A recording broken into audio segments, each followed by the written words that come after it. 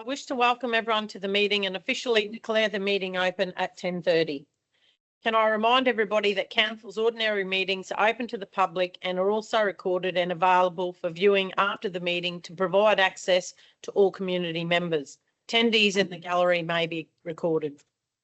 I wish to acknowledge the traditional custodians on the land on which we stand, the Gulnay people, and acknowledge my respect for their current and emerging elders and those in the dreaming, and thank them for their contributions they've made in building our community.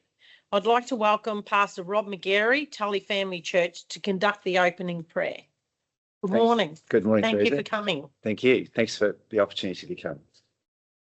I understand there's been a financial meeting, and congratulations on passing the finance. Meetings dealing with finance are not always easy, but as councillors, you're very aware that people issues are some of the hardest to deal with. And I'm very aware of that myself. And this is true on a world basis. If you consider world leaders for a moment, how difficult it is to work with world leaders, and people issues are definitely something that are difficult to work with. I want to just make a couple of comments about that. Some people think being a Christian is about a blind belief in an outdated concept, a crutch to lean on for weak people. My experience is quite the opposite. It's about a relationship with someone who is good, pure, holy, just, merciful, unbiased, truthful, who has much to say to me, because I'm the first person who needs to be talked to. It's all very well to talk to other people and point out their need to have some counselling, but I'm the first one who needs counselling. So he has much to say to me about everyday life. He keeps bringing me the truths to take note of. Take the log out of your own eye first before you even consider other people's issues. There is a greater blessing in giving than in receiving. To forgive others is the key to avoiding bitterness and to live free from what they've done to you. Just be yourself, as in being real and honest. This is a key to good relationships. Being unselfish is godly and a great virtue. Let other people praise you. Don't praise yourself, but rather choose humility. Don't seek the limelight. Don't let your right hand know what your left hand is doing. Love is the key. It's a choice, not a feeling.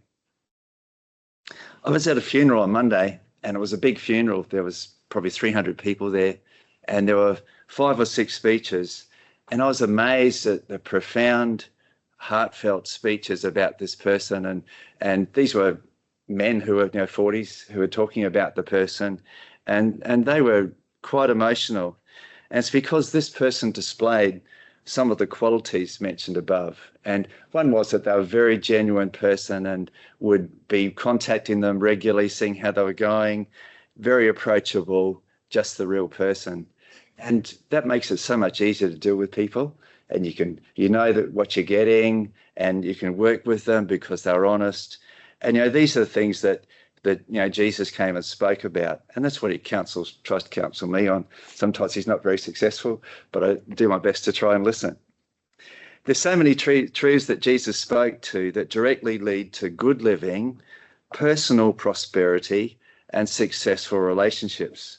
Far from him being an outdated concept, he's actually a very real person, and I find a great privilege to have him speak into my life because I know I need him. We do well when we go behind the scenes to hear who Jesus really is, rather than what public opinion would say. I wish some of the world leaders would listen to a few things that he said and not try and grab the limelight and have a big ego that destroys the world. So I just, this morning, if I can commend to you that, hey, he's got some good things to say to us. And if we listen to him, then things go so much better for us. And I wonder if we can pray on that this morning. Can Absolutely. we do that? So, Lord, we just thank you that you came to earth to actually speak into the hearts of people. Lord, that as we listen to you, that we'd actually work really well together. I thank you for this council, that, Lord, that you're working amongst them, that they're working together for us as a community. And Lord, I pray that some of those qualities too would just increase amongst us here. And also in our community, that this place, that the Cassowary Coast would be known as a really good place to live, not only from the good things that are present here, the environment, but because they're people here who have good relationships and work well together. And I just thank you, just pray you really bless this council meeting, and that, Father, that there would be really good outcomes today as they meet on our behalf as a community. And we thank you for them, Lord. Thank you for the service they provide. Thank you for the hard work they do. Thank you for the fact they have to bear with people. Help them to have patience, Lord. I pray in Jesus' name. Amen. Amen. Thanks, Pastor. Have a great day. You too. Thanks, Rob. Thank you. Thank you. Apologies. Are there any apologies? Apologies. Declaration of prescribed conflicts of interest or declarable conflicts of interest. I now invite those present to use this opportunity to make public any prescribed conflicts of interest or declarable conflicts of interest in respect of the items in the agenda. Councillors should use this opportunity to disclose and or comment on other councillors and or staff interests in accordance with the Act and regulations. Councillor Jessup. Yes, thank you, Chair. 7.1, I have a declarable conflict of interest. One of the tenderers, MGN Civil, my nephew works for them. And while I would like to stay in the meeting, if I can ask councillors if I can stay in the meeting, but I won't take any part in the vote. Councillors? Yep. Happy with that? Yeah. Okay.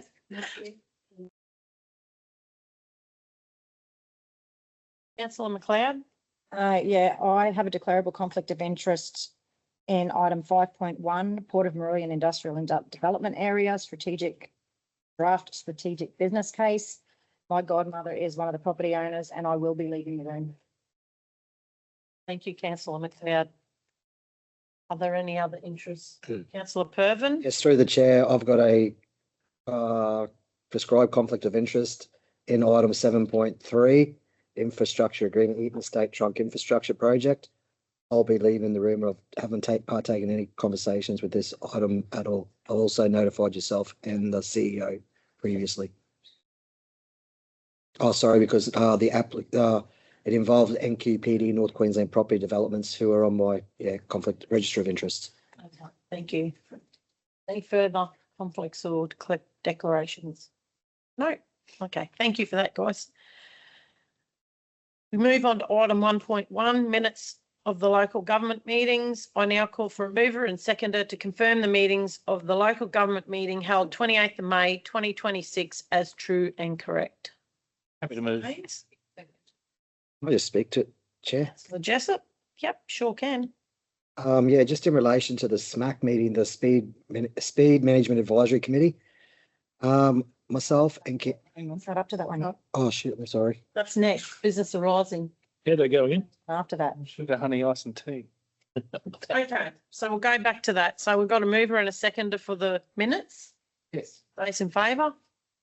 Thank you. Item 2, business arising from the previous minutes. Anybody got any business arising? Nil? Should we move on? Item 3.1, receipt of minutes.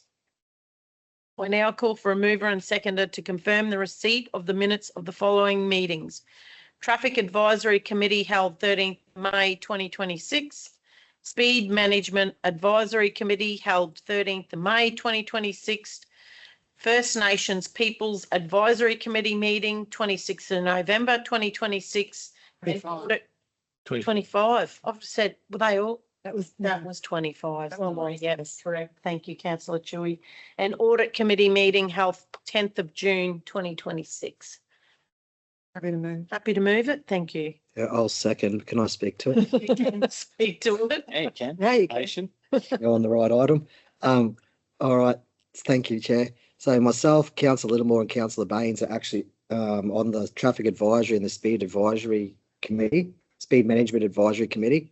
Look, I encourage councillors and residents, if you have issues, not just on local roads, but also main roads as well, because we've got different departments that are involved in this meeting. Not saying that everything gets sorted, but bring it to the Speed Advisory, the Traffic Advisory. I'd just like to make mention of a certain item in here that's been going on for a little bit of time, and the residents have contacted myself quite a bit about it. It was down at Cardwell, the speed limit coming into Cardwell. They had issues in relation to that. TMR have taken it on and underdone some studies, and there will be some work progressing here on this.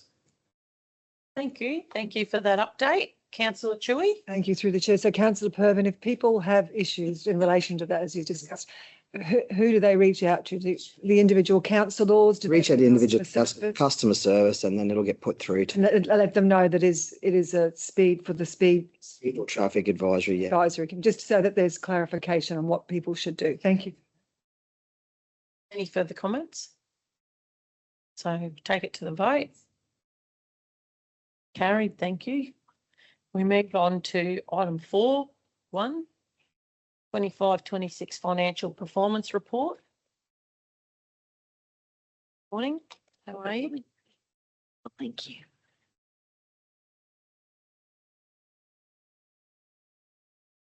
I'm here to present the 2025-26 financial performance report for May 2026. The Chief Executive Officer is required by Section 204, Paragraph 2 of the Local Government Regulation 2012 to present the financial report at a meeting of the local government once every month.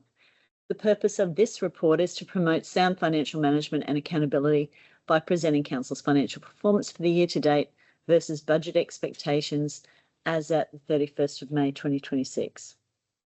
Council adopted the 2025-26 budget on the 25th of June 2025 and approved amendments as per BR3 budget review on the 28th of May, which are reflected as the budget in the following financial report and attachments. I'll outline Council's revenue position now. Council's rates revenue is slightly over budget by 17.6 thousand. Council's fees and charges revenue meets budget expectations for May. Council's total interest revenue was 428,000 for the month, bringing the year-to-date total to 3.7 million. Council's operating grants and contributions are under budget by 327,000, with disaster recovery funding arrangements over budget by 128,000.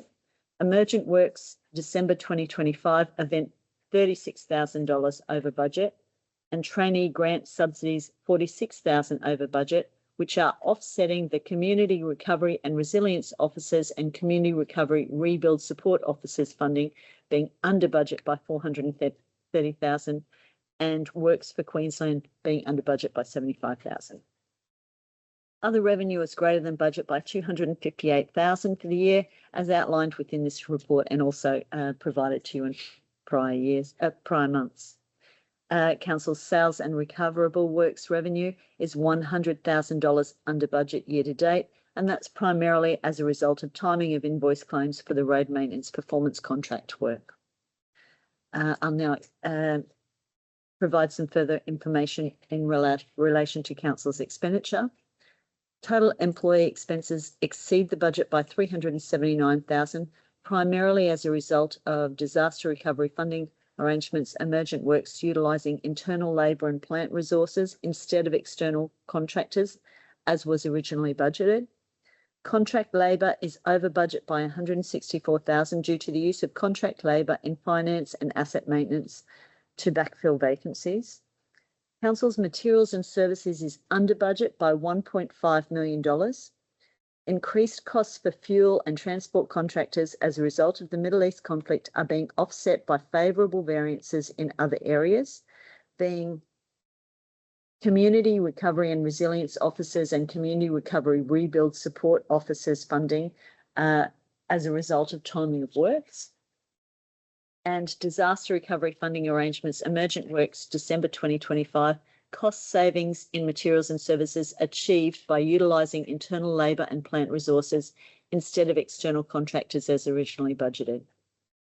Finance costs are over budget by 606,000, primarily as a result of the recalculation of the refuse restoration provision. And as previously explained, this is a non-cash expense. And depreciation is also over budget by 901,000, also a non-cash expense. In terms of capital, Council's capital, capital grant revenue has a variance to year-to-date budget, mostly due to timing of construction works, with the most material variance being Tropical Cyclone Jasper, reconstruction of essential public assets related to land slips under budget by $2.5 million, and Tropical Cyclone Jasper betterment funding being under budget by $1.3 million. In terms of Council's capital works program, there is a full project listing attached to the report, and to date, $52.3 million of the total $82.6 million budget has been spent. This represents 63% of the total budget, with 91% of the year elapsed. When including commitments, this increases to $67 million of the total $82.6 million capital budget spent, representing 81% of the total budget, with 91% of the year elapsed. There have been risks and opportunities identified, with materials and services budgets at risk as a result of contractors and fuel expenses due to the current Middle East conflict impacting prices. Finance costs exceeding budget due to changes in the refuse restoration provision calculation. Depreciation expenses may exceed budget.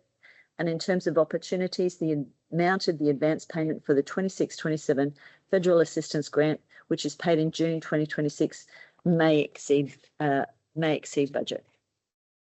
And the recommendation for this report is that Council receive and note the 2025-26 financial performance report from May 2026. Thank you, Ms. West. Anybody got any questions? Councillor Pervin? Yeah, just a question, clarification. In the other revenue, what is the contaminant recycling? Sorry, can you just say? Contaminant recycling income, 35,000. What is contaminant recycling income? Just direct us to the page through the chair. Under interest revenue, comes under other revenue, Revenue. above expenditure. Page 3 of the agenda. Yeah, page 3.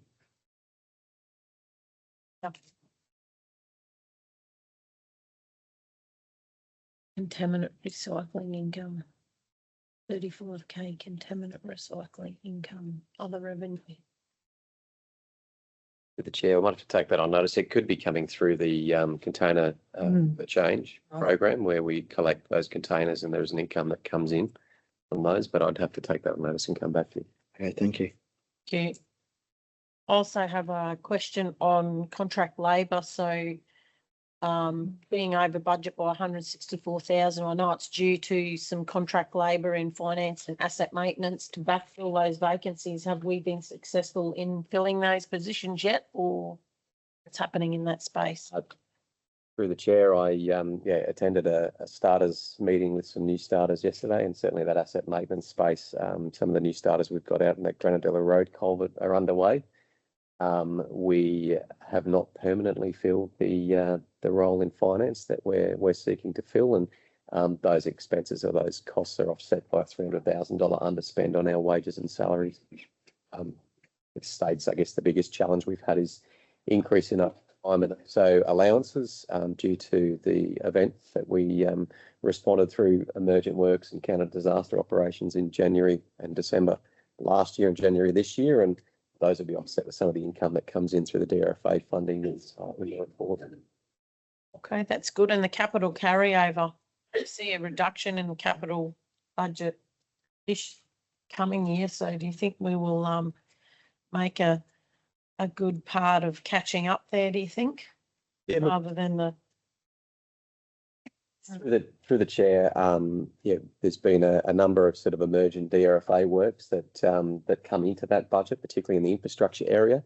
Put my hand up. The Office of the CEO is at 57% at the moment. There's a report coming later today, and that's predominantly around the Eaton Estate project. So should council endorse the work that's been done around that infrastructure agreement, that's a $16 million project, and upwards of $14 million is delivered by the developer in that space. So we'll see a commitment in that space. But I think, in all of those budgets, we also account for a contingency. So contingency is typically somewhere between 7.5% and 12.5% on a number of those projects. So we are hoping that there's a proportion there where we haven't required the contingency that has been allocated to those projects, that that will be available to put back into reserve or to reallocate to other projects. But yeah, look, there are always funding opportunities that present themselves throughout the financial year, and we are hopeful that the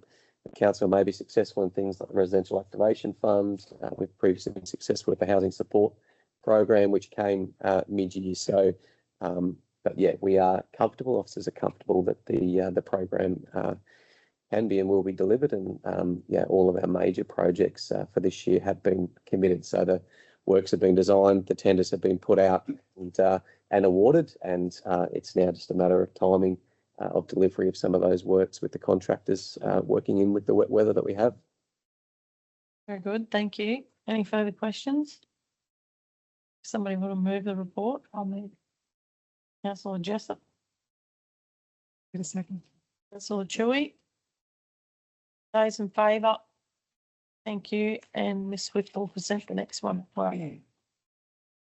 Thank you. As the Chair, the interim audit report for 2025-26. The Queensland Audit Office has undertaken their interim audit for the 2025-26 financial year. Audit assesses the design and implementation of Council's internal controls relevant to the financial report and where they are operating effectively.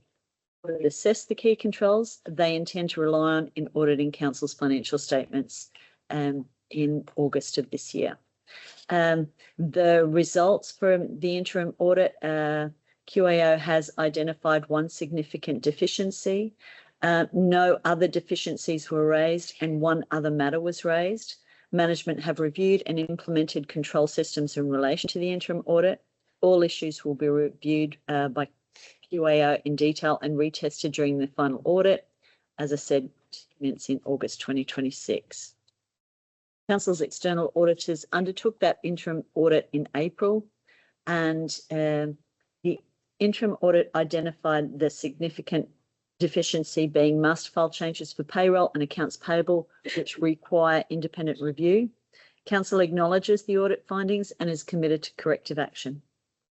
Additionally, another matter was raised, being Council's internal procurement policy requires the use of vendor panel in all cases. However, sample procurement activity did not always use vendor panel. Notably, that met the requirements of the legislation. However, Council's policy requires a higher standard. Council acknowledged the audit findings and has committed to corrective action. Also importantly, QAO has confirmed that the issues identified do not currently affect the overall audit opinion. They do not require additional audit procedures and they will not impact the audit timeframes. A previously reported deficiency from the prior financial year being an IT relating to review of activities by users with security administration access has also been reported as resolved. The recommendation for this report is that Council note the 2025-26 interim report from the Queensland Audit Office. I'll move it. Councillor Littlemore move, Councillor Pervin second. Any comments? Those in favour? Carried, thank you. Thank you very much. Thank you. I'll be excused for just a moment. Sure. Thank you. Yeah. Just invite Thank you, Ms Swift. Ms Hudson up for the next item. Do you want to we just want to pause a minute? We can continue. Councillor Littlemore out of the room. We'll just continue on. Thank you. Good morning, councillors. This report proposes amendments to the details of 4 fees and charges items. The current schedule of fees and charges for 2026-27 was adopted by council at its local government meeting on 28th of May 2026 with effect from 1 July 2026. Council officers have identified amendments to the 2026-27 fees and charges schedule.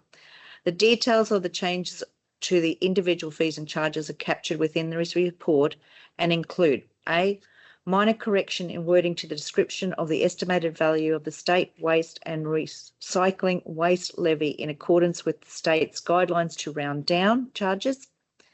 Minor correction in wording in relation to a rate notice copy request to clarify singularity of a rate notice and the fee description to be amended to clarify which period is excluded from this fee.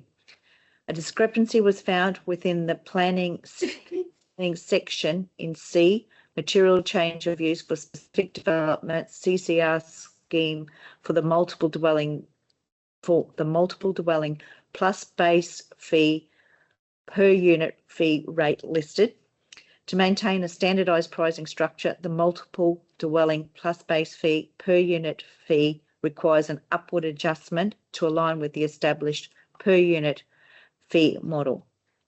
And D, Council sought a re-evaluation of the market rental value of berths and moorings at the Clump Point boating facility as part of a recent tender process. The re-evaluations were received mid-May 2026. Subsequently, council fees and charges should be amended to reflect the new rates that should be applied to the facility from 1 July 2026, aligning with the effective date of council's 2026-27 adopted fees and charges. Council has the legislative capacity to develop and subsequently adopt a register of fees and charges. Section 97 of the Local Government Act 2009, the Act, provides council with the ability to fix cost recovery fees, while Section 262 of the Act provides the head of power to charge for a service or facility other than a service or facility for which a cost recovery fee may be fixed. Fees and charges are forecast to provide approximately 5.5 million of revenue to council in 2026-27. Fees and charges are used to deliver services and activities to the community of the Cassowary Coast Regional Council area in accordance with adopted corporate and operational plans. The recommendation is that council approves the proposed amendments to the adopted fees and charges schedule for the financial year 2026-27 as outlined below. A, the waste and resource recovery, waste disposal and construction and demolition current wording to be replaced and removed with the new wording for the 26-27 fees and charges being fees include waste levy plus GST as per the Waste Reduction and Recycling Act 2011, 1 July 2026 to 30th of July 2027. Waste levy is estimated to be $102.00 plus GST, forecasted fee based on 5.2% increase and rounding down. B, the rates and accounts receivable current to be replaced and removed with copy of rate notice, singular, excluding the current financial year per assessment. C, the planning material change of use for specific development CCR scheme to be removed and replaced with the new wording and the fee, including GST, being multiple dwelling plus base fee per unit being $200, including GST for 26-27. And D, the mooring fees for Clump Point boating facility be removed and replaced with the new mooring fees, including GST, as outlined in the table below. Penberth 1, $10,450, which includes GST for 26-27. Penberth 2, $10,450, including GST. Penberth 3, $10,450, including GST. Penberth 4, $12,045, including GST. Penberth 5, $14,052.50, including GST. The swing moorings 1, which are maximum length overall, being $3,025, including GST. Swing mooring 2, $2,502.50, including GST. Swing mooring 3, $2,502.50, including GST. Swing mooring 4, $2,200, including GST. Swing mooring 5, $1,760, including GST. And swing mooring 6, $2,502.50, including GST. The replacement or additional fee excludes initial fee issue of $100.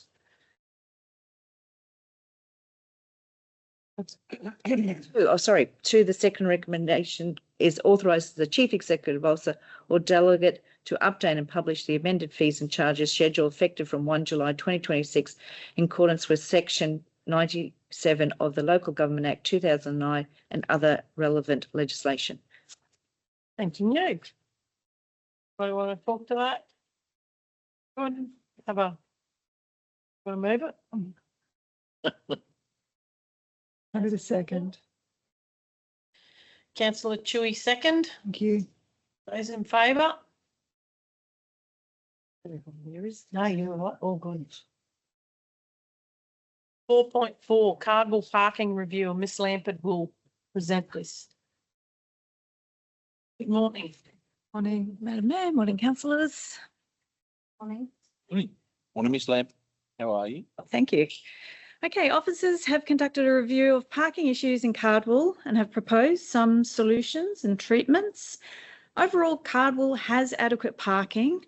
We noticed a few localised pressure points, and these are proposed for amendment as per the attached parking maps. Just for some background, officers did go and consult with some locals at Cardwell, some business owners particularly, and some others that we just had chats to. Between Victoria Street, or on Victoria Street outside the post office, there's not sufficient changeover of traffic there. So we're proposing to make 4 spaces into 15-minute only bays and install no overnight parking, no trucks signage along that side of the road. That's the business side of the road. On Victoria Street outside the butcher, we are proposing to make 2 spaces into 15-minute bays. And also, again, install no overnight parking, no trucks sign on that side of the road again. We did go to other areas, but at this stage, we're not proposing any changes. We will just monitor those areas, such as the boat ramp. Recommendation is that council note that Cardwell has adequate parking in terms of meeting the requirements of the Australian Standards AS 2890 and adopt the Cardwell proposed parking bay signage as per the attached maps. Thank you. Councillor Chewy. I have just a question, if I may. So my question goes back to sorry, my brain is fried. Who is going to monitor whether people are doing the right thing? That's my question. Yeah, good question.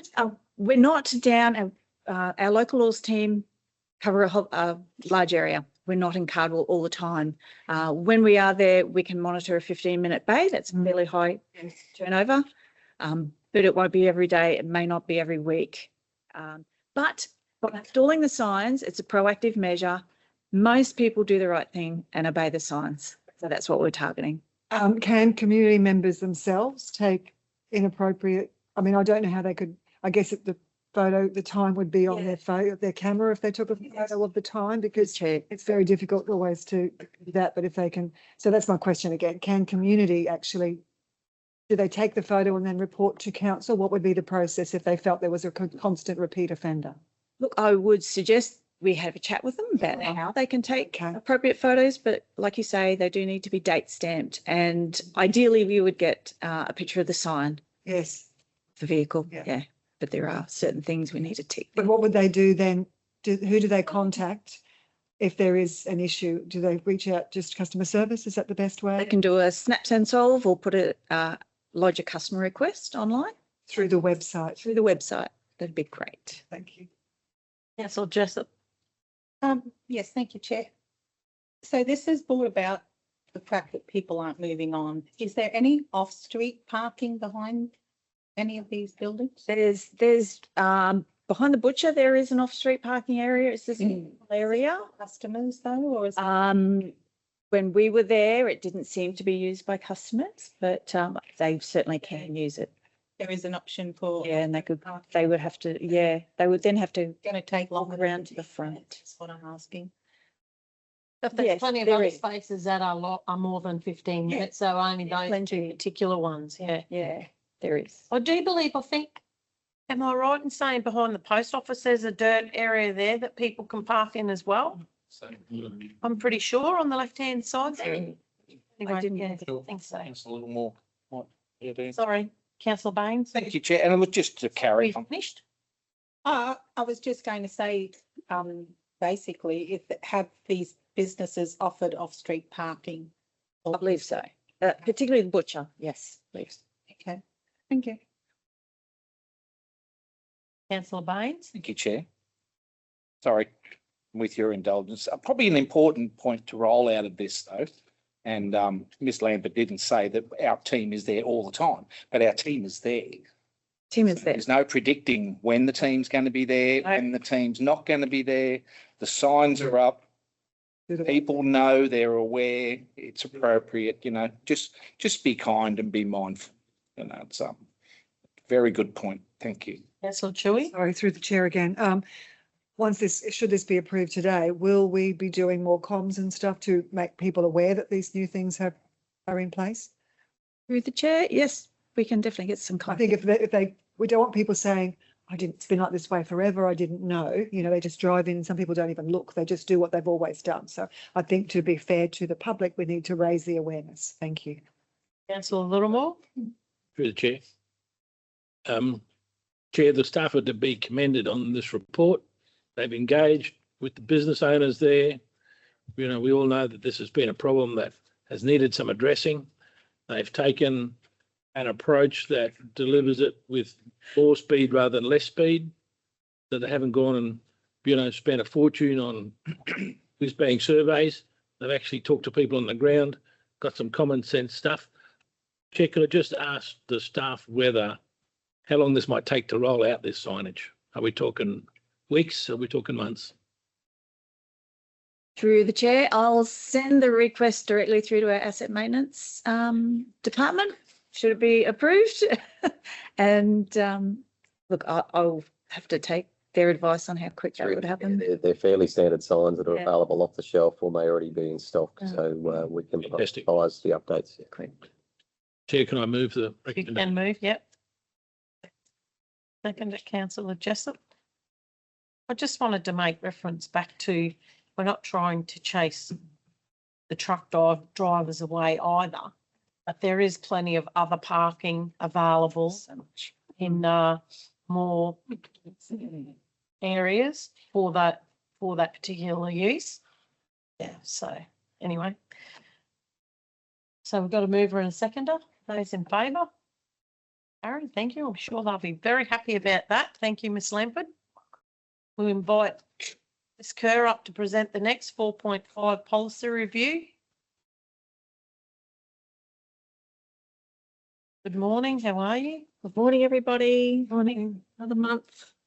More policies. More policies. Governance row.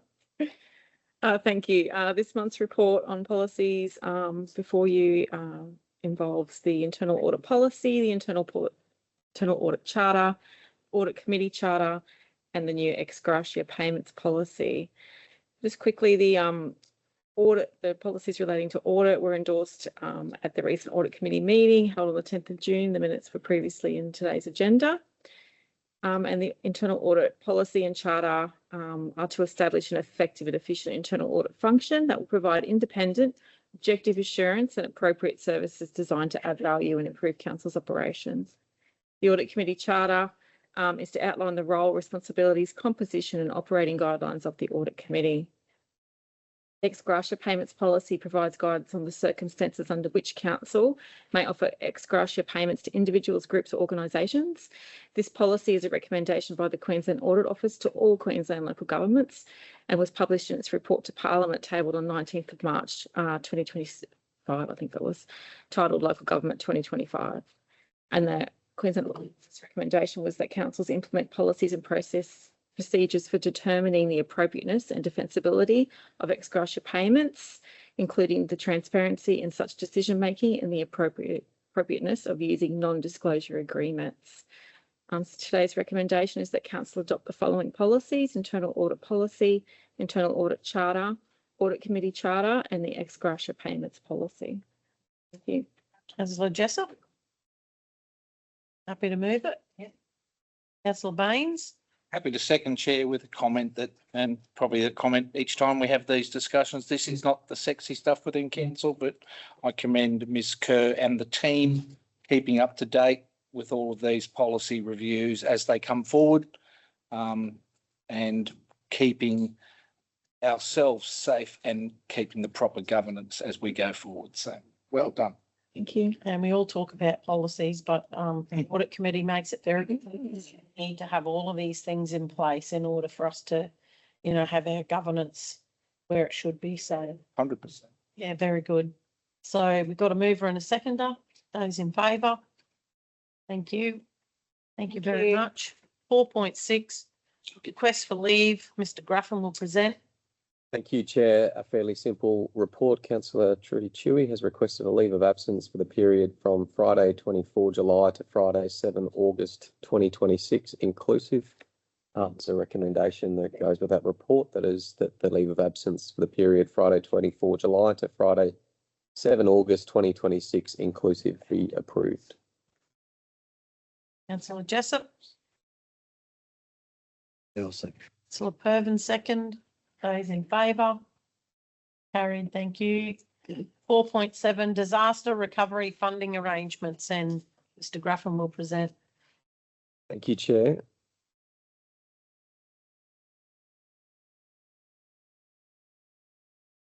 Look, the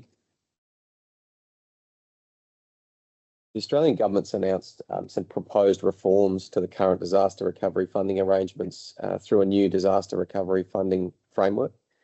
The proposed reforms have been informed by an independent review of the Commonwealth Disaster Funding that was led by Mr Andrew Colvin, AO, APM, and they're intended to create a simpler, fairer and more nationally consistent system that reduces red tape, improves consistency between jurisdictions and supports faster delivery of disaster recovery assistance. The key proposed changes include a nationally consistent assistance package, simpler activation thresholds, streamlined reporting and claiming process, flexibility for severe and catastrophic events, a new resilient infrastructure scheme to support communities to build back better, and a proposed 50-50 funding partnership between the Australian Government and state and territories for eligible events. Council supports reform that improve disaster recovery funding, reduce administrative burden, strengthen resilience and provide greater certainty to disaster affected communities. However, the proposed move to a standard 50-50 funding model has raised concerns for Queensland councils, particularly those like ours in disaster-prone regions. Any reduction in Commonwealth contribution may place additional pressure on the Queensland Government and create consequential risk for local government, including tighter eligibility, delayed reimbursements, reduced betterment outcomes, increased local contributions, or reduced access to other funding programs. Given the Cassowary Coast region's exposure to cyclones, flooding, storm tide, landslips, coastal erosion, and severe weather events, timely and adequate disaster recovery funding is critical to restoring essential public assets and supporting community recovery. This report recommends that Council support improvements to the disaster recovery funding system while opposing any reduction in overall Commonwealth support available to Queensland communities following natural disasters. I think it's important to note that as a local government, we are exposed to these events. And I think the key proposed changes that have been outlined look at this nationally consistent assistance package for individuals, families, communities, small business, primary producers, environmental packages, simpler activation thresholds to support more equitable access, a resilient infrastructure scheme to support communities to build back better, streamlined reporting, claiming, assurance processes, which all sound great and all would speed up the process for Cassowary Coast Regional Council and other councils to actually build back following these events. Said the main concern around the proposal is the 50-50 funding partnership between the Australian Government, states and territories for these events.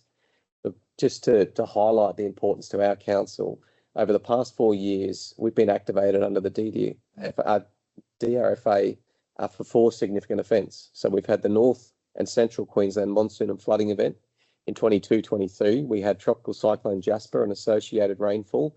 In December 23, we had the North and final tropical low from 29 January to 28 February 25 and the North Queensland monsoonal trough associated with Tropical Cyclone Koji and severe weather events that commenced 24 December 2025. Like, it should be noted, 74 out of Queensland's 77 local government areas were disaster declared in 25-26 alone, representing approximately 96% of our state. The LGAQ, it's the Local Government Association of Queensland, have raised concerns that the proposed changes to disaster recovery funding arrangements would reduce Queensland's ability to recover quickly from natural disasters and place additional pressure on councils and community. There are a number of recommendations there, Council. They are that Council receive and notes the report and attachments regarding proposed changes to the disaster recovery funding arrangements, calls on the Australian Government to retain a fair, needs-based disaster recovery funding model that recognises Queensland's high exposure to natural disasters and the limited financial capacity of many regional and rural councils. They support reform, and Council supports reform that simplifies disaster recovery funding, reduces red tape, improves the speed of payment, increases certainty, and we support betterment and resilience provided these reforms do not reduce the overall level of Commonwealth funding available to disaster-affected Queensland communities. Council rejects any reform that has the effect of shifting disaster recovery costs onto local councils or ratepayers, and requests that the Australian Government undertake genuine consultation with Queensland councils before making any final decision on the proposed disaster recovery funding framework. Council calls on the Australian Government to increase investment in disaster betterment, mitigation and resilience programs in addition to and not as a replacement for core disaster recovery funding. Council authorises the Chief Executive Officer to prepare and lodge a formal submission to the National Emergency Management Agency supporting improvements to the disaster recovery funding system while opposing any reduction in overall Commonwealth support available to Queensland communities following natural disasters, and authorise the Mayor to write to the Prime Minister, the Federal Minister for Emergency Management, the relevant federal member, Queensland Senators, the Premier of Queensland and the Queensland Minister for Fire, Disaster Recovery and Volunteers, and Local Government Association of Queensland advising of Council's position. And I just want to reiterate that. So whilst they're claiming that they're going to reduce red tape and improve speed of payment, increase certainty, we need to make sure that the disaster relief funding is absolutely not pushed back onto ratepayers through local governments.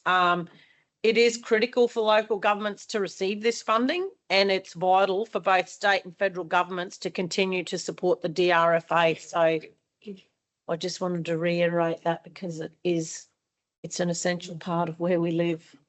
Councillor Jessup. Yes, thank you, Mayor. Through the chair, I'm happy to move this because every dollar diverted into disaster recovery by the council is a dollar that can't be invested elsewhere in our community.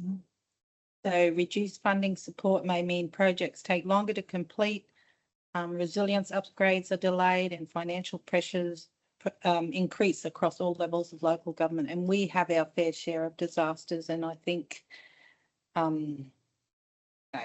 we can't let this happen. Yep. So yeah, I'll move that. Thank you. Wait a second. Councillor Chewy, happy to second it. Thank you very much. Those in favour? Carried. 4.8, Mr. Graffin will present. Thank you. Look, at the local government meeting held on the 23rd of February 23, Council adopted an organisational structure that included the establishment of a commercial services division. As part of the 26-27 budget process, Council have requested a review of the organisational structure at a senior management level to identify opportunities for ongoing operational savings whilst ensuring service delivery, accountability and community service levels are maintained. The Commercial Services Division was established to provide a coordinated commercial focus across water and wastewater, waste and resource recovery and fleet. The intent of the division was to support improved commercial discipline, customer focus, quality assurance, utilisation of internal fleet and plant, and a stronger user pays approach across significant council business activities. Strong progress has been made in delivering these outcomes since the inception. The Director Commercial Services role has been vacant since September 2025. Since that time, the departments within the former commercial services portfolio have reported directly to the Chief Executive Officer. This interim arrangement has allowed council to review whether the Director Commercial Services role remains required or whether the relevant departments can be effectively incorporated into the existing senior management structure. The reviews considered the current operating environment, reporting arrangements since September 2025, service delivery requirements, financial sustainability, organisational capacity, and the most appropriate alignment of functions across the organisation.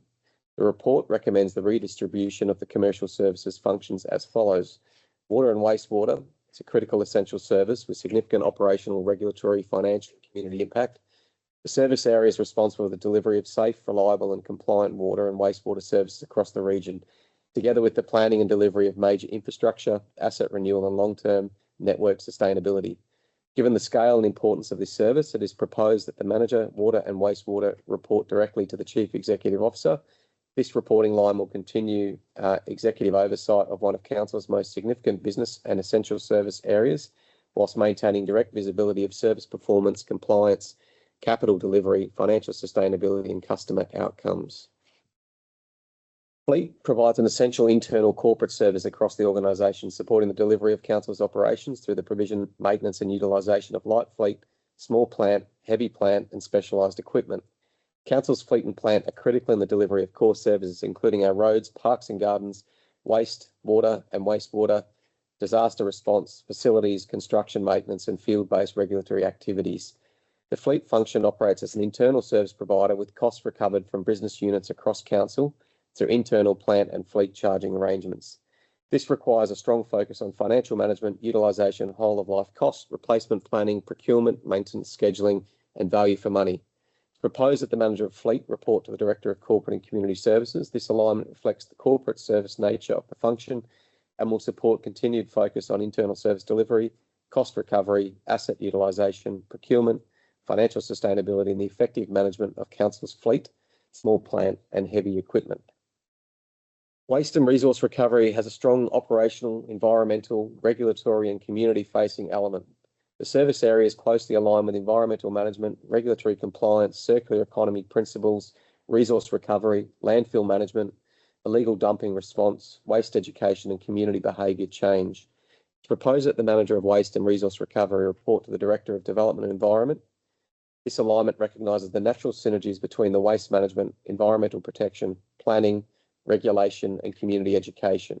Waste and resource recovery outcomes are increasingly connected to broader environmental objectives, including reducing landfill impacts, improving resource recovery, managing contamination, responding to illegal dumping and protecting natural areas and supporting sustainable community practices. The proposed reporting line will also support closer integration between waste and resource recovery, regulatory services and the natural environment functions, provides an opportunity for a more coordinated approach to illegal dumping investigations, compliance activities, environmental harm prevention, community education campaigns, and the development of practical initiatives that reduce waste generation and improve recycling and resource recovery outcomes.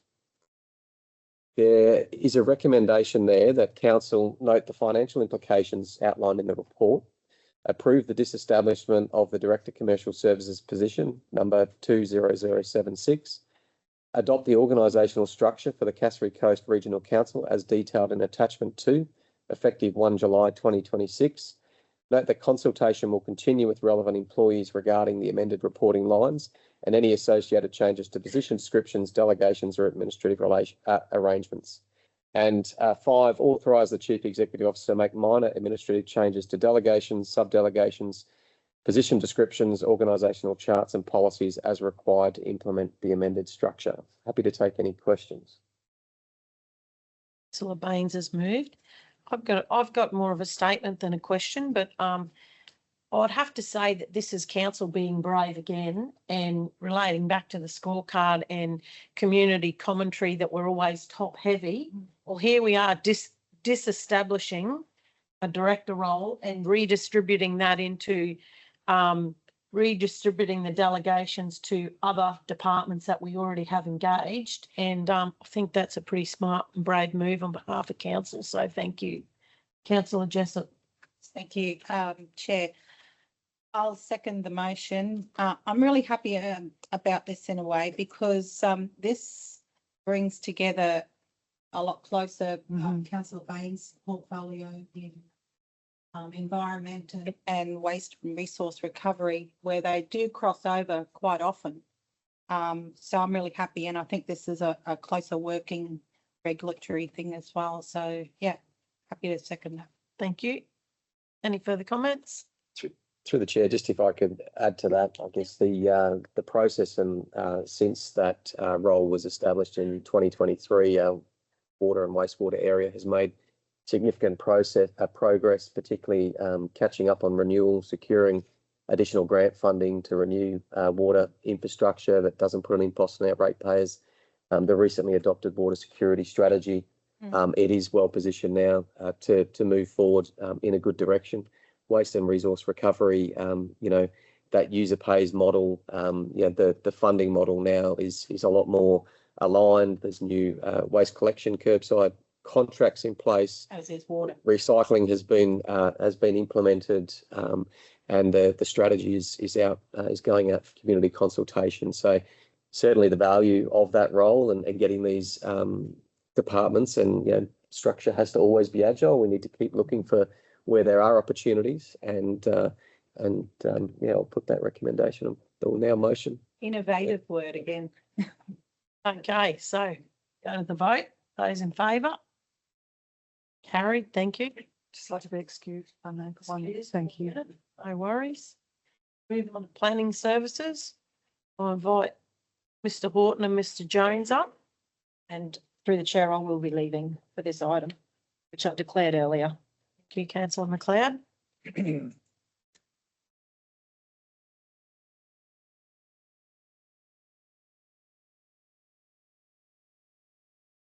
Morning. Morning, Madam Mayor, councils. It's rainy morning, change of weather again. Yeah. Council 5.1, we have the Port of Maruyan Industrial Development Area. This is a strategic business case. Council's office has been working on this for a fair period now. Council engaged a consultant that to prepare the strategic business case in line with council officers.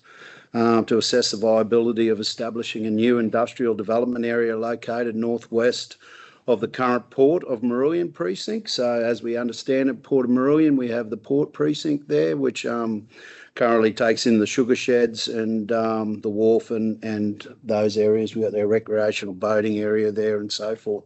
So this area sits outside of that and outside that port precinct. The area, this area comprises of a mix of freehold and state-owned land currently used for agricultural purposes, including cattle grazing and sugarcane farming. The site is strategically positioned with direct access to Maruyan Harbour Road. The initiative responds to long-standing economic challenges in the region, including high resilience on agriculture, population stagnation and limited industrial land availability. So we're fully aware of that as a council, that we've got a high reliance on banana and sugarcane industry to date. Once fully developed, the area could accommodate between 100 to 200 hectares of industrial land, subdivided into multiple allotments suitable for large-scale industrial projects.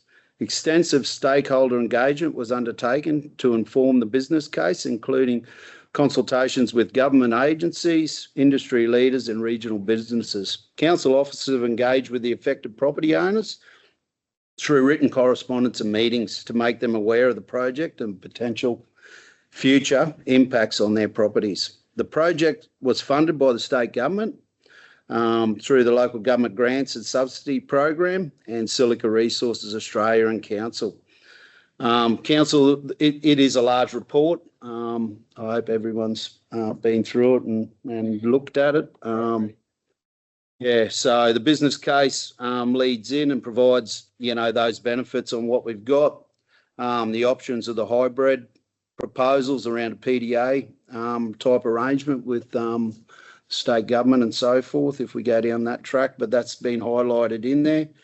It is recommended, if this is approved, that council advance the project for future investigation through the completion of the master plan and a detailed business case on top of that. So hopefully if the recommendation gets up today, we'll head into that next roadmap on what we need to do, and that needs to lead into a the strong strategic justification. So this report provided that the key findings supporting it was a strong strategic justification, growing market demand, which we need, manageable environmental and planning constraints, positive regional impacts, and viable funding pathways. So we understand through there that the amount of money that this type of development is required, to develop it out. Is all highlighted there in the business cases there, Council. The recommendation is that Council thank the funding bodies and stakeholders for their contribution in the development of the Port Meridian Industrial Development Area, the strategic business case. That Council endorse the Port Meridian Industrial Development Area strategic business case, endorse the recommended priority development area, public-private partnership arrangements for the delivery of the Port Meridian Industrial Development Area, right to the Minister of Economic Development, Queensland, EDQ, to request that a priority development area is declared over the Port Meridian Industrial Development Study Area, which we understand that the regional plan that's been delivered, that's been shown as an investigation area moving forward and talks about this area. As well as it talks about, our infrastructure and that is required in there for that east-west link and so forth. Dot point E is include the Port Meridian Industrial Development Area in the industrial zone in the draft planning scheme amendments. F, explore funding options to develop the Port Meridian Industrial Development Area, detailed business case and master plan, which is that next stage after this. And engage with Advanced Cairns, RDA, Tropical North, and relevant regional industry advocacy groups to secure funding for the project and inclusion on regional priority lists. Council, happy to answer any questions. Councillor Littlemore. Thank you, Chair. We all know that the Castlereagh Coast needs more employment. And when you've got a deep water port that's undeveloped, it's a no-brainer. So, Chair, I'm really thrilled that we're at this point, and I'm happy to move the motion. Very good, thank you. Councillor Jessup. I'll reiterate exactly what you were going to say there, because that was already on my mind. Once before I said this was a no-brainer, and it still is. Yeah, happy to second. Thank you. I just wanted to reiterate, and correct me if I'm wrong, but this is not going to happen tomorrow. And we were upfront and transparent in meeting with those people that might be closely affected by this. And we are not pushing anybody out or trying to make people make decisions that they don't want to make. I just wanted to, am I right in saying that? I think through the chair, this has been on the cards for a long time. I think we all know you've only got to look at the Cairns port. There are a lot of non-complementary uses there. You can't attract the naval fleet where you're dealing with fertilisers, and to continue to bring trucks full of sugar through the CBD and to the port there, and the duplication that we've got down at Meridian, particularly now that we've seen Mossman's mill close, and we're seeing the Mount Peters development reduce some of that rural land that has been feeding the Mulgrave. It's been on the cards for a while. I guess this early engagement before consideration here by council with the landowners, and I won't say impacted, but where there is a desire for them to sell that land, there's an opportunity to do that. And I think, if anything, it brings additional value to that land down there. And I think it sends this is not a reactive. This is something that's been it's been in the corporate plan for some time, but it sends a clear message to industry that Castlereagh Coast is open for business. We're here to support Cairns Port and its aspirations moving forward to focus on the white boats and the grey boats that go in there. And we are 100% ready to go through this process and hopefully work with the state and some private landholders and private business to make sure that there is ongoing employment for the people of the Castlereagh Coast. Thank you. Councillor Baines. Thank you, Chair. And I think reiterating all the comments around the table today, and what we need to also consider, and part of it, because it's being taken seriously, is the Port of Meridian geographically is based at the hub of this transport networks that we're talking about, and that's really to be taken advantage of. Again, and I spoke to it after the budget meeting, the environment and development can work together. We can do these things and we can do it appropriately, and a lot of that has been already in the plan. Take time and have a look at the plan. It really is a great read. Have a look at where we're going. But this is, again, not going to happen tomorrow, but we need to position ourselves and think about where we are in the future to remain the most livable tropical place. Councillor Pervin. Yeah, thanks. And same thing, reiterate all the comments made, but even just the announcement this week by the state government in the budget with the Cuff in Cairns, a common user facility. This is all about us building the bridges and the networks there to leverage of, not saying what they don't want, but where we can benefit as a region here in Cassowary Coast. I think it's, like you said, Mayor, we're not pushing anybody out. We're not forcing someone. We're not holding their hand. We're just giving them the direction that this is where we want to go as a local government. We're just letting them know what's going to happen up front. I mean, it's a no-brainer at the end of the day. That stuff that's got to get out of Cairns eventually is, there's nowhere else for it to go but Marulan Harbour at the end of the day. If I might add to, Chair, we have it covered in the Cassowary Coast. We've got road, rail, land, sea, we've air, we've got everything covered. We are just that meeting point. Yep. So, yeah. All righty. So we've got to move in a second. People come and invest now. We do. Total hub. Come on down. Get in. We've got a mover and a seconder, so we'll put it to the vote. Thank you. Over to you guys, 5.2. Do we No get Councillor Cloud McLeod? Councillor I'll get McLeod.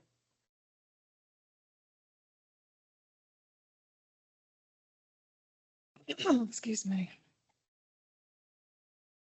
Council, this is a late report, so just want to say thank you for considering it on the agenda. So it's a request to reconsider an application for reduction in infrastructure charges relating to MCU 26 003 for material change of use for a dual occupancy on land situated at Aleut Road. You might remember in April, Council dealt with a request to relate to infrastructure charges for this particular application. Since then, at that time, it was recommended to give a 25% reduction in infrastructure charges. Since then, myself and the CEO have met with the town planning consultant and the construction company, and during this meeting, additional information was provided in regards to the ownership of the lot. Just jump in here. Just want to confirm, because previous meetings I actually stood out of these applications. They've actually now been titled and not in the previous owner's name. Is that correct? Through the chair, yeah, correct. Since then, they've been titled into the owner's names, which the subject also to the building application. Okay, thank you. So yeah, you can see there the owners' names and so they actually, the owners are the ones which are paying the infrastructure charges, not the construction company. Right. So we thought we'd bring that, and those charges have to be paid prior to the final certificate of occupancy being issued, pretty much when the final payment's made to the construction company and they can move in. So we didn't realise at the time, and that money was having to be paid by the actual people which own or getting the house constructed and own the lot, rather than the actual construction companies. So we just wanted to bring back to council just to see if we could. We've got a recommendation there for an updated to reconsider the application in regards to that new information being provided. And we've recommended that a request for a 75% reduction in infrastructure charges be approved by council. So the recommendation is that council rescind the decision made at the local government meeting on the 23rd of April, 2026, that should say, for council to approve a 25% reduction in infrastructure charges relating to MCU 26 003, development application for mature change of use for a dual occupancy on land described as lot 610 on SP 359073 and situated at Aleut Road, Innisfail Estate, Queensland 4870, on the condition that all work associated with the development as contained within the material change of use approval, attachment 1 and any other statutory requirements are completed prior to the 20th of February 2029. B, consider this report and information providing further justification and approve a 25% reduction in infrastructure charges. 75% reduction in infrastructure charges relating to MCU 26 003 development application for a dual change of use for a dual occupancy on land, as we spoke about before, on the condition that all works associated with the development as contained within material change to use approval and any other statutory requirements are completed prior to 20th of February 2029. We're asking council to reconsider. At the moment, it's a 25% reduction, but we're asking them to reconsider and look at a 75% reduction. Councillor Littlemore. I'm happy to move the recommendation, Chair. Have it a second. Councillor Chewy seconded it. Councillor Jessup.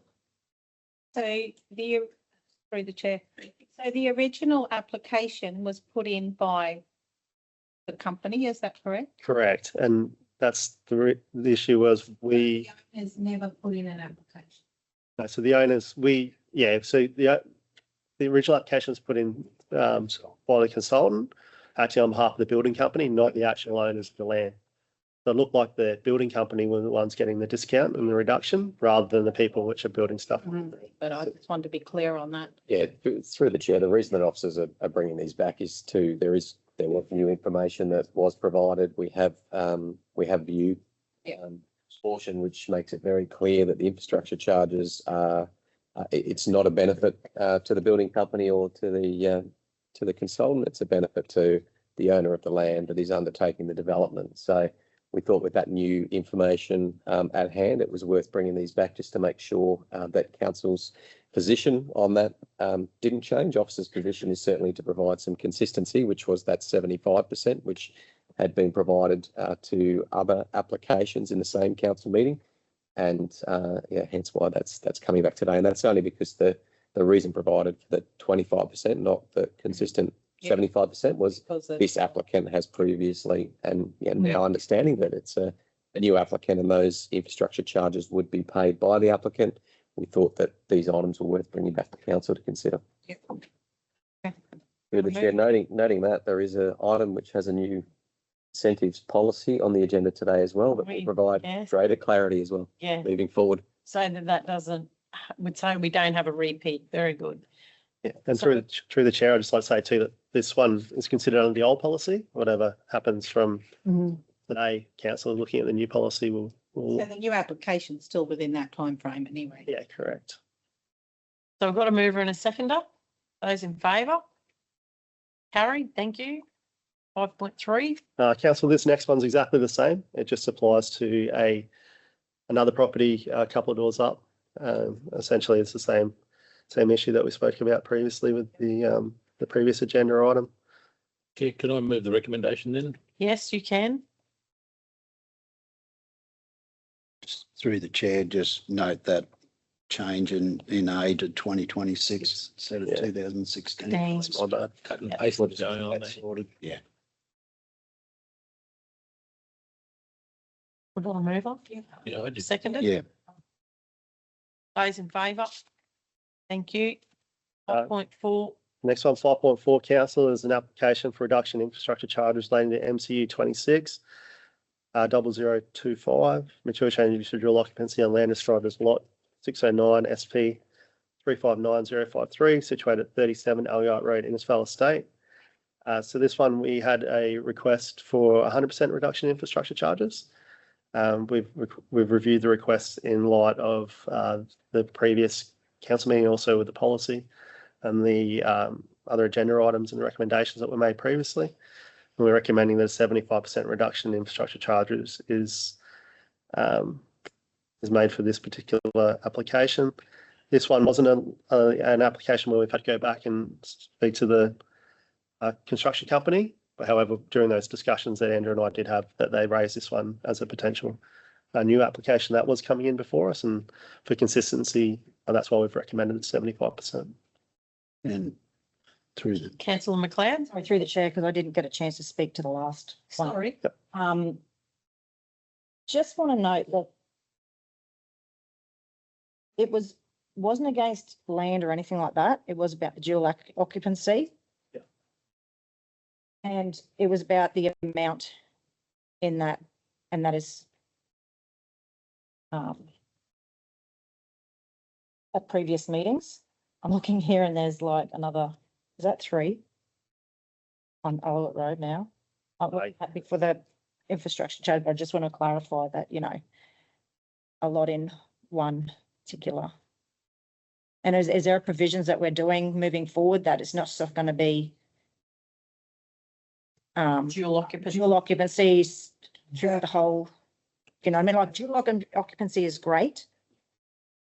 But, yeah, To say through the chair, council, has secured with the NQPD, the developer, a significant amount of funding through the housing support program and the residential activation fund to further expand that Eaton estate. And certainly we know from engagement with the developer that that they want, particularly for the next lot of blocks that they are putting to the market, for these to be of a relevant standard. So I understand there's covenants getting put in place that will restrict the number of dual occupancies that are in that. I understand it's around 25% of the blocks, yeah, which is equivalent to about 4 of the 19 that they're proposing to put to market.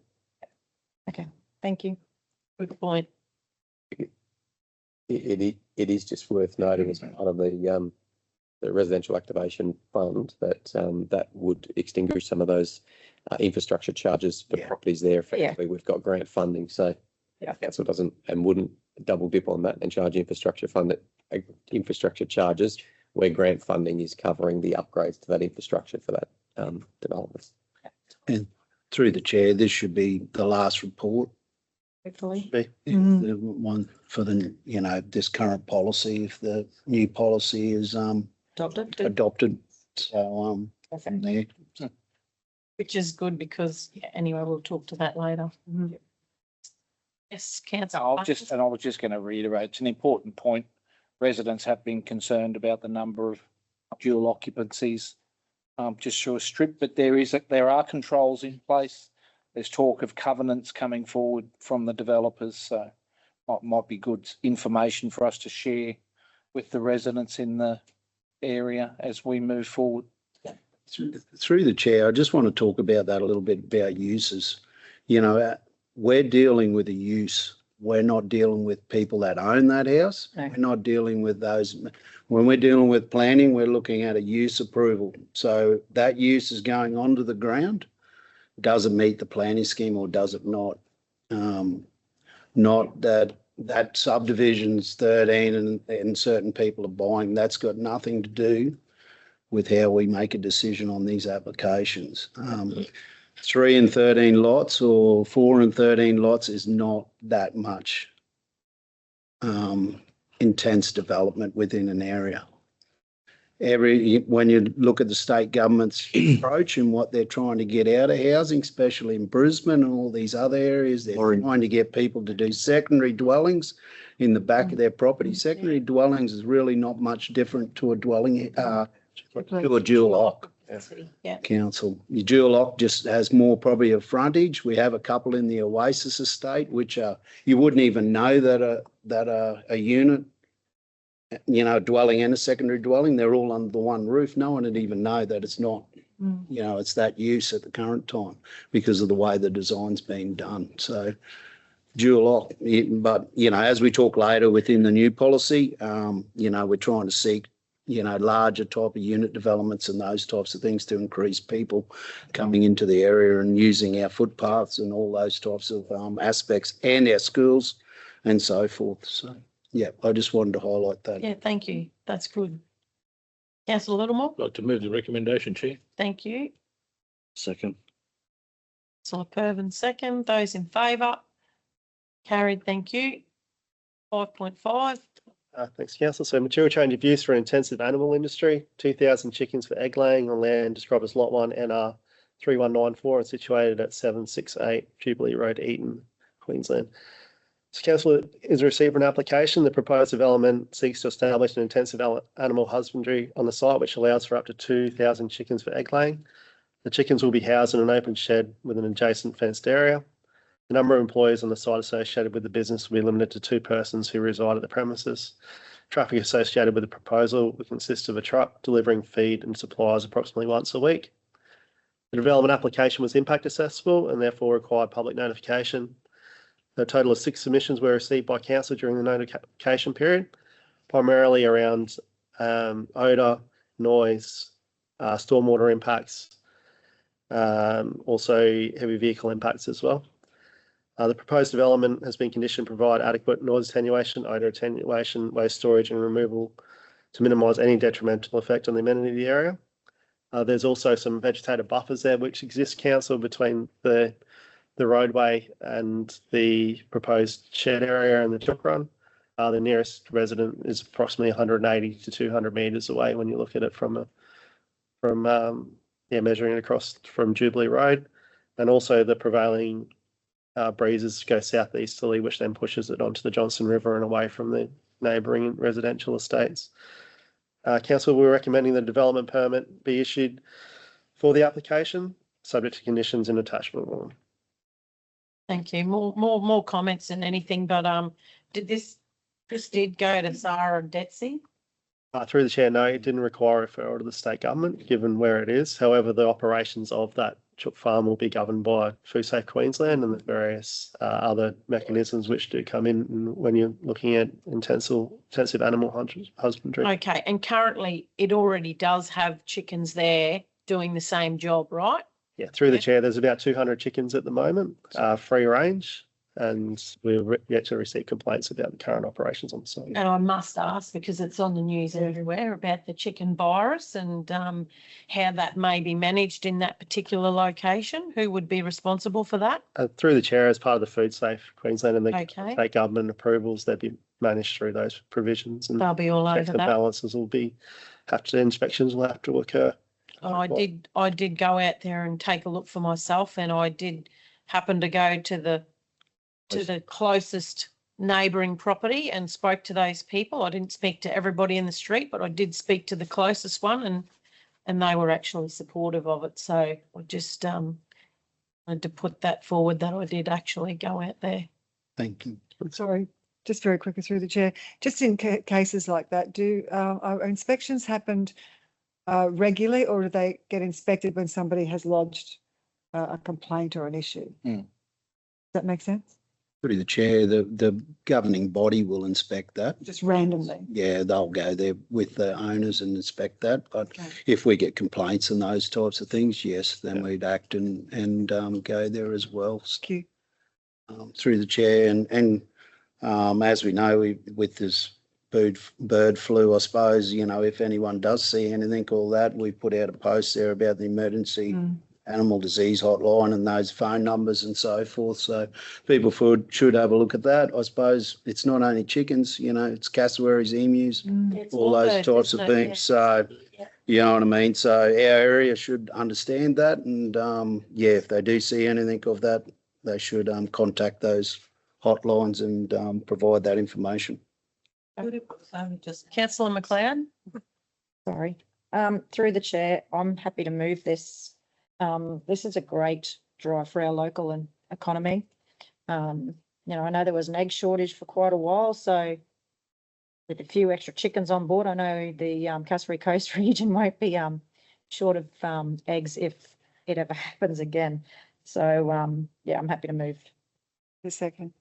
Thank you, Councillor Chewy. Those in favour? Carried. Thank you very much.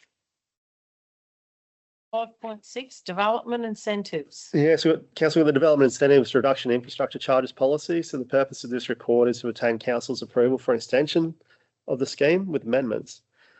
As per the current policy, the incentive will be offered by way of reduced infrastructure charges. The timeline for the policy is proposed to be extended to 30th of June 2027. And the policy is proposed to be amended to allow for decrease in potential reductions for some eligible types of development, and the addition in potential reductions for what we call catalytic projects.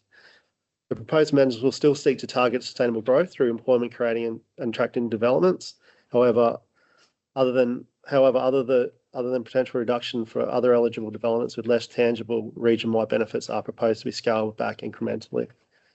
The policy seeks to attract and support projects that will deliver the greatest economic benefits to the Cassowary Coast region and its residents.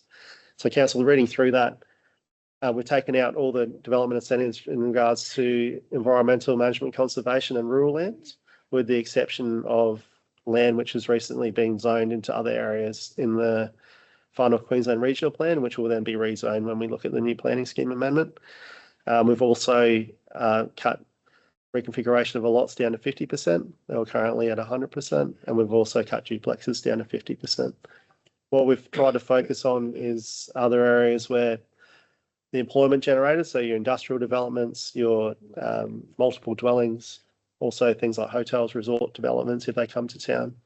And there's also that catalytic project definition in there, which deals with something which may be out of the box, which we can't think of everything, and that gives councillors the option to provide up to 100% if they deem fit for that particular project if it comes over council's desks. Just a little more. Thank you, Chair. Chair, this is policy review that I called for some months ago. And I'm pleased to see it's hit the desk. It again provides certainty to people that want to lodge a development application, whereas over the last couple of months, there's some growing uncertainty, which may have caused some concern. I'm happy to see it, and let's review it again in 12 months' time. But in the meantime, I'd like to move the resolution, please. We haven't had the resolution yet. Haven't? Oh, sorry. I thought we did. No. The recommendation is that council adopt the development incentives reduction infrastructures policy to have effect until 30th of June 2027. May, sorry. Yes, I'd like to. I was onto that. See? Yeah. Councillor McLeod. It is second. This is really cut and dry for developers, people wanting to invest in our region. A lot of uncertainty.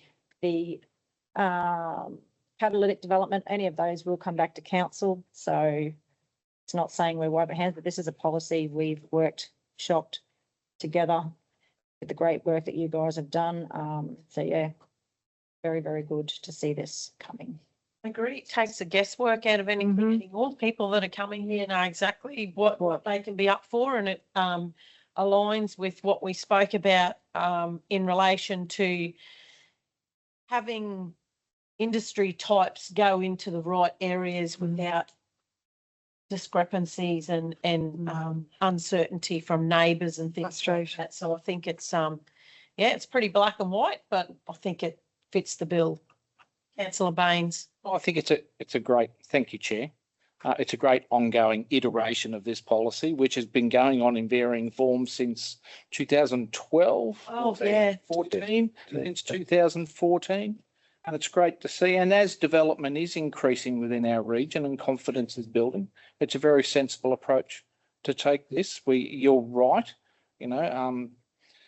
targeting infill for infrastructure is very, very important. And that's where we are and that's where we're at. And again, commend the councillors on this work and look forward to the development continuing within our region. Thank you, Chair. Councillor Pervin. Can I just ask a question? It might come under a bit of a risk, but anybody that's currently got an application that's been submitted to council prior to this being adopted, if it's adopted soon, and they were under the understanding of there's up to 100%. Is there any comeback on council? Could you go under the old, you know what I'm saying? If you previously applied, like people say they go under the old planning scheme, for example, is there anything there? Through the chair, off the top of my head, I think the report we just bought for council is the last that can be requested under that policy. I'm pretty sure. I don't think there's any others there that are there that we've approved. I'm just trying to think, but no, I don't think so. I think that's the last report. That's why we wanted to bring it, because I decided that under delegation a couple of days ago. So we wanted to move that through this. So we're clean cut moving into the next, like the current policy. And then I made a decision after today. We'll run under that policy. Through the chair too, I think the recommendation and ultimately the motion last time this policy was reviewed was deliberately clear that it would only be to this point. So if they haven't got the application in prior, then it would be assessed under the new policy, and those that were assessed today would get a 50% waiver of the infrastructure charges if they met the application requirements. But any larger developments, I guess, which are still going through the process, if they were determined to be catalytic, they would still come back to council for consideration up to that. They would be, I guess, few and, well, hopefully they become more frequent. But the bulk of the work is in those ones now that will be able to be done under delegation through this policy. Very good. So we've got a mover and a seconder. Any more questions? No? We Yeah. go to the vote. Just Sorry, wanted, just wanted to comment. I guess we saw some media around this policy in the Cairns Post, and yeah, just to highlight, the council have a number of different reserves, and we have a reserve for infrastructure charges, and yeah, absolutely, we've wisely spent, and council have decided to wisely spend money out of that infrastructure charges. They've been collected over a period of time, and the Mission Beach project was a beneficiary of $2 million worth of infrastructure charges last financial year, and they went towards the drainage upgrades, and there's contributions from those developments in that area over years that have gone towards that, but also upgrades to water infrastructure. There was about $3 million just under allocated to water infrastructure. So we're not taking these charges and sitting them and then building up a big war chest. We're utilising those infrastructure charges when needed to mitigate the requirement on using ratepayers' funds or raising general rates for some of these upgrades. So yes, we spend them when they come in, and we spend them wisely on projects they need to go. And through this new policy, we'll see that reserve topped up a little bit more frequently than we would have with the old policy. That comes about the interest we're seeing year on year in new developments, whether that be with these housing estates, and we can really see with this residential activation fund and the impact that's having both on private developers as well as council, that the interest in this region is growing, the demand is growing, and this policy was not just about making sure that people developed within certain timeframes, but it was to attract them to come and develop. And I think people are seeing that, Cassowary Coast is one of the most livable tropical communities out there, and working towards, with our economic development team, a place where people can not just, I guess, come here anymore to live and to play, they can come here to work. So some significant changes. And those incentives are used to do many things within the community that make living a better place, like footpaths. And it's not just about the actual infrastructure on their particular property. It's about all of the other things that they use within that vicinity as well, roads and, all sorts of the waste transfer stations and community areas. And so, yeah, I think it's great. I think it's a great move. All right, so we've got a mover and a seconder. Put it to the vote. Those in favour? Thank you very much. Thank you for your time and presentation. Excuse me. This morning. Have a great day. We move on to general business. Before we start general business, I can have my two, Bob. Well done. The shows are coming up. Oh, you beat me to it. Oh, did I? Sorry, I thought I might. I just wanted to put it out there that we've got Tully Show and Innisfail Show coming up in the next couple of weeks. Make sure you get out there and support them. And we've got a bit of consultation going on at Innisfail Show for a few choice subjects that people seem to be toing and froing at the moment. So if you want to know about it and you want to know the facts, come and have a chat to us. And yeah, over to you. Thank you. Yeah, thank you through the chair. Just on the shows, they're a big part of community. I'd love to see people. If you think you want to volunteer and you only want to volunteer once a year, the shows are the time to go. We've got some great events that you can be part of. The Waste to Art, recycling on the runway at the Tully Show with some good prizes. So support your local show, because the show people do support our local towns with money that they spend in our community, as we've talked about that before. Also, just congratulations to our council crew and the community for the Pacifica event, as Councillor Baines earlier referred to. It was a great event with great numbers of people there. The weather was kind to us as well, which was wonderful. And it was just wonderful to see the different cultures and communities blend together to create a wonderful event. Tully Ambulance are having their centenary this year. So on July the 1st, there's an open day at the Tully Ambulance Centre from 10 till 2. Community are welcome. Councillors are invited to come as well. Yes, the ambulance is a place we hope we never need to utilise, but we couldn't have, exist obviously without them. So I just want to support all the ambulance officers and our emergency service workers that we have. And sadly, not some bad news, but some frustrating news. We've had interference with the pig trap that was located down at Midshipman Street. No, and the pig trap has been removed because of that. On Saturday afternoon, two gentlemen, and I remind the community that there are cameras in the vicinity of the traps. So two people, two men, decided to open the pig trap door. Whether they thought they were assisting the pig in entering the trap, I have obviously no idea. Consequently, the door was left open. 20 wallabies then went into the trap. The pig, our officer rang me. I was not able to assist. I was away. So the gentleman on a Saturday afternoon, which costs ratepayers money, our officer had to go down, and the decision was made to remove the trap because of the constant interference and human interaction, which therefore stops the pigs from even being interested. So please, community, if you see a trap, stay away from the trap. Let it do its work, because, as I said, it's now cost money for that officer and the removal of the trap, and we now have pigs roaming around that area, and there's no trap there for them. So disappointing outcome, but I'll leave it to our team to work on a better resolution in some way. So thank you. That's all I have. You? Anybody else? Councillor McLeod? Yeah, through the chair, reiterate, shows are on. If you don't support them, they will disappear like a lot of events. Amazon Australia is coming next weekend. So if you're down the Mission Beach area, I think it starts on Sunday, I think it is, Monday. So not sure if we've got a team in. We do have a team. Yes, we do. A couple of staff members who are going in that. God bless their cotton souls. Good luck to them. But yeah, if you're down that way, go and check it out. And that's it. Anybody else got any other? Councillor Baines? Again, shows, everyone supported, great shows. We won't say which is the best because we I both will. know. I will. I will. Innisfail. Sally. Just a reminder as well, and it's been mentioned during different points of the day, but the NAIDOC events will be happening in March. The one in Innisfail is in Wednesday, the 8th of March.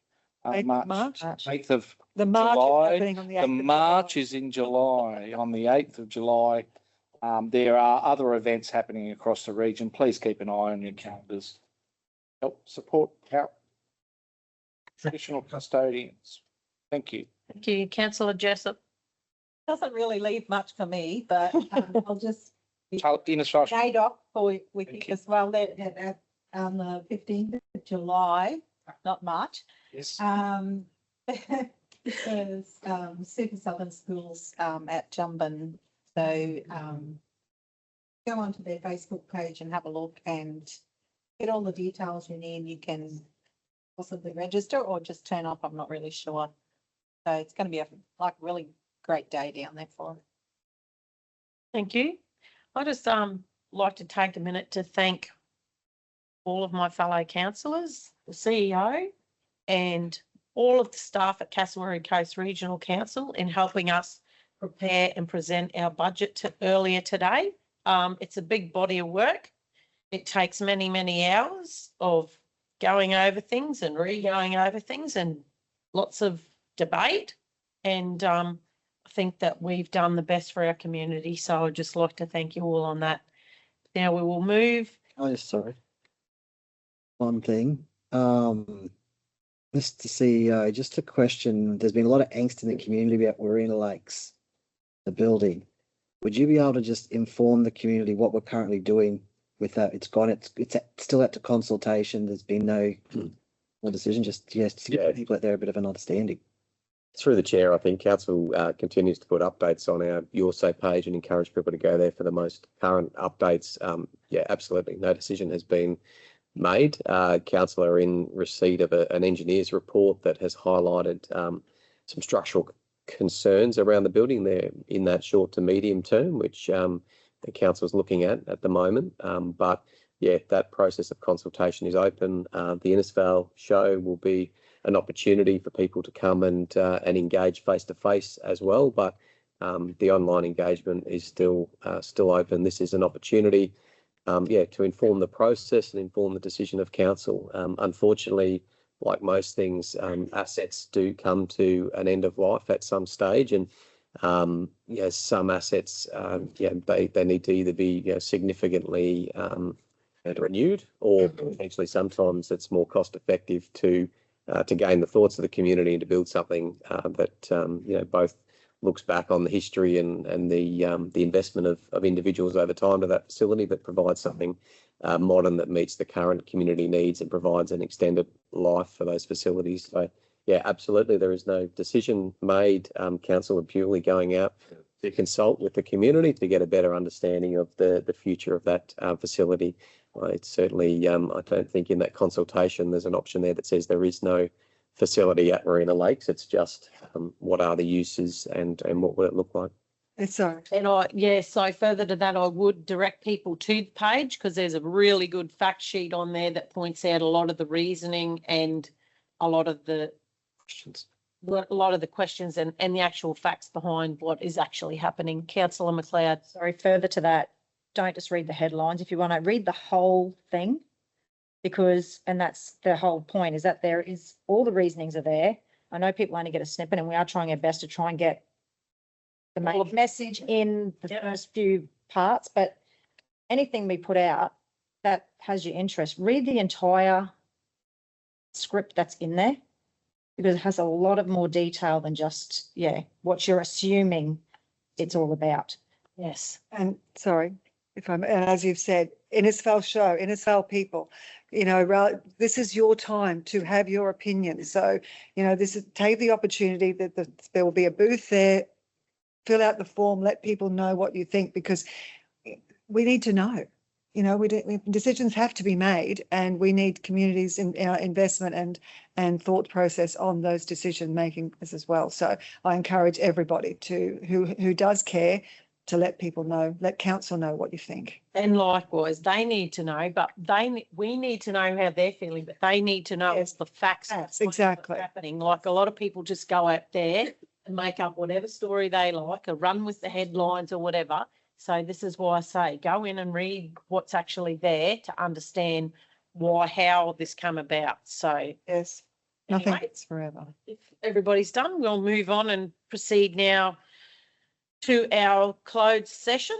The meeting will now be closed to the public in accordance with Local Government Act sections 254J13, rating concessions, legal advice obtained by local government and negotiations relating to a commercial matter involving the local government for which a public discussion would be likely to be prejudiced the interests of the local government. Thank you. We have a mover and a seconder. Thank you. That was Littlemore and Jessup, was it? Yep. I just forgot half of it. Are we off? Vote on that? We'll vote on that. Sorry, we better vote on it. Thank you. Sorry. Thank you, councillor. So welcome back. Can I please have a mover and a seconder to reopen the meeting? Councillor Chewy, Councillor Pervin, thank you. All those in favour? Carried, thank you. Move over to Mr. Chubb. Mr. Fink, sorry. Through the chair, I just want to remind councillors that I'm remaining in the meeting, although I have a declared conflict of interest, but I'll take no part in the discussion or in vote. Yep. Thank you. Thank you. Okay. How are you? The purpose of this report is for council to consider the tenders received for contract CCW 390 Murray Street Culvert 10 renewal. The culvert has been identified for renewal under council's asset renewal program, having reached the end of its service life, as determined through routine condition inspections. Renewal of the culvert is required to maintain the ongoing safety, functionality and reliability of the road network. Tenders for contract CCW 390 were invited on 26th of March 2026 and closed on 24th of April. 5 conforming tenders were received from MGN Civil, CCUS, Stratos Civil, Terra Nova Civil and Whiskey Plumbing and Civil.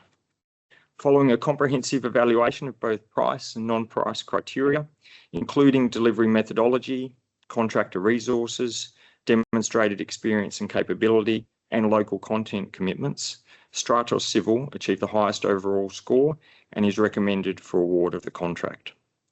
The proposed construction program has been developed to maximise delivery during the 2026 dry season, reducing the risk of weather-related disruptions and project delays. To minimise impacts on residents and road users, traffic access is proposed to be maintained throughout the construction period via a temporary side track adjacent to the culvert site, enabling vehicles to safely pass the work area while renewal works are undertaken. The recommendations of this report are that Council 1, accept the tender for contract CCW 390 Murray Street Tully Culvert Tin Renewal Project as submitted by Stratos Civil Proprietary Limited. 2, note the tender value with Stratos Civil is $1,606,675.14 ex GST. And 3, in accordance with the Local Government Act 2009, delegate authority to the CEO to enter into a contract, finalise and execute any and all matters associated with or in relation to the contract, subject to Council's normal procurement policies and practices. Bit of move. I'll second. Bit of move. I'll second.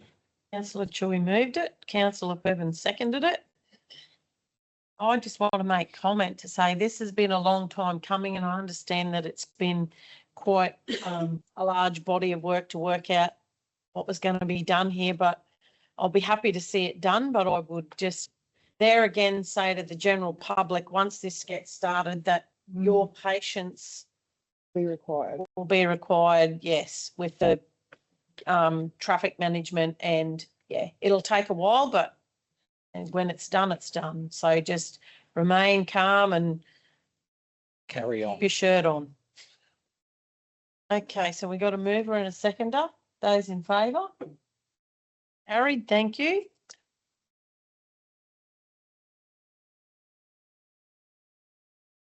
Thank you, Mr. Chair. Very much. I thought you were doing the next one as well. No. Ms. Swift, welcome back. Thank you. I'm presenting Passage Holdings outstanding rates. This report seeks approval to write off outstanding rates and charges associated with the 8 properties that have been acquired by the Minister for Economic Development Queensland. Ownership of these properties has transferred to Economic Development Queensland from the appointed liquidator of Passage Holdings Proprietary Limited as trustee for Passage Holdings Unit Trust. Additionally, this report seeks approval to write off the sundry debt in the name of the Passage Holdings Proprietary Limited that relate to the previously outstanding rates and charges associated with properties transferred into Council's ownership as a result of the Port Hinchinbrook Sewage Treatment Plant. Writing off the outstanding rates and charges, including the sundry debt, will ensure that Council's receivables are accurately stated and reported, consistent with applicable accounting standards and internal policies regarding the management of output and recoverable debts. Importantly, writing off these debts is an accounting process and does not cancel the debts legally or restrict Council's ability to legally pursue the debts. Council will continue to pursue payment of the outstanding debt as required.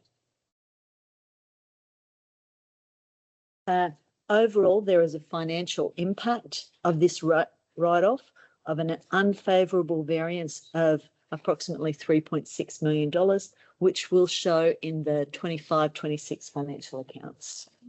And the recommendation is that Council 1 approve the write-off of the outstanding rates and charges on the listed land parcels as a result of the acquisition by the Minister of Economic Development Queensland. 2, approve the write-off of the sundry debt in the name of the Passage Holdings Proprietary Limited that relates to the previously outstanding rates and charges associated with properties transferred into Council's ownership as a result of the Port Hinchinbrook Sewage Treatment Plant. 3, note that the process of writing off the outstanding rates and charges and the sundry debt is an accounting requirement and does not cancel the debts legally or restrict Council's ability to legally pursue the debts.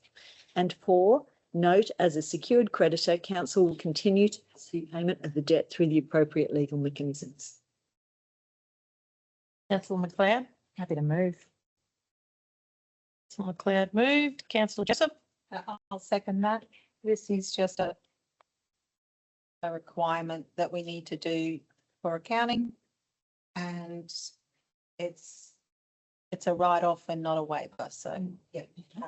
Yeah, just through the chair, exactly the same points. 3 and 4 are very, people need to have great understanding of that we are still can pursue. So That's exactly right. thank you. Thank you. Any further comments? Those in favour? Carried. Thank you very much. Thank you. We're leaving the meeting now. Thanks, Chair. Item 7.3. Mr. Jones will present and Councillor Purban will leave the room.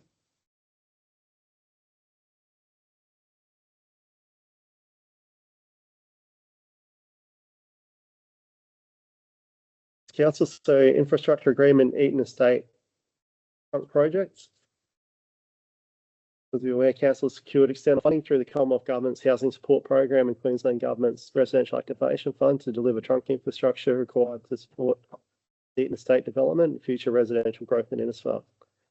Since over time, we've progressed regarding project delivery, construction costs, sequencing, supply risks and funding apportionment. This has resulted in a revised delivery approach where the developer will deliver a greater proportion of the trunk infrastructure works than originally contemplated, with Council's maximum reimbursement liability capped under the infrastructure agreement. The infrastructure agreement provides a contractual framework for Council to administer and acquit the grant funding, reimburse eligible costs, maintain procurement and value for money oversight, monitor construction standards, manage milestone payments and ensure compliance with Commonwealth and state funding requirements. As we know, the project will support the delivery of critical infrastructure, including water, sewer, drainage, road, electrical and communications infrastructure, and will assist in unlocking future stages of the Eaton Estate and support increased housing across the capital region. This report recommends that the Council approve the infrastructure agreement and authorise the Chief Executive Officer to execute the agreement on behalf of Council. The recommendation is that Council enters into an infrastructure agreement between Cassowary Coast Regional Council and North Queensland Property Developments as trustee for the delivery of trunk infrastructure associated with Eaton Estate, substantially in accordance with the attached draft, noting that the amount payable by NQPD is capped at $14,530,654. Authorises the Chief Executive Officer to finalise and execute the infrastructure agreement and any associated documentation required to give effect to the agreement substantially in accordance with the attached draft. Notes the infrastructure agreement facilitates the delivery and acquittal of Commonwealth and state government funding for trunk infrastructure works associated with Eaton Estate, subject to confirmation from the state and Commonwealth that the agreement appropriately supports funding acquittal requirements, and notes that Council's financial contribution to the project remains unchanged at $265,000, with the balance funded through the Commonwealth and state grant programs. Happy to. Any questions, Council? Thank you. No, it's pretty straightforward. Councillor Jessup, and I'll move that. You're going to move it. Thank you. Councillor Baines. Sorry. Through you, Chair, and I've got to move on a second, but just to reiterate too that on 27th of November 2025, Council considered a tender consideration plan. So at that point, direct engagement with NQPD was put in place, and this is really just to provide an update to demonstrate that the infrastructure agreement is drafted and ready to go, and there is some additional works that will be delivered by the developer, which de-risk the project from Council's side. We've seen significant price escalation in materials and also in construction costs since the time, and we feel that this is the best outcome where that risk will sit with the developer, not with the local government. As the recommendation states, our contribution is capped there. Now we can see the dozer start, hopefully. All right, all those in favour? Carried, thank you. That brings us to the end of our meeting today. Thank you all and have a good weekend.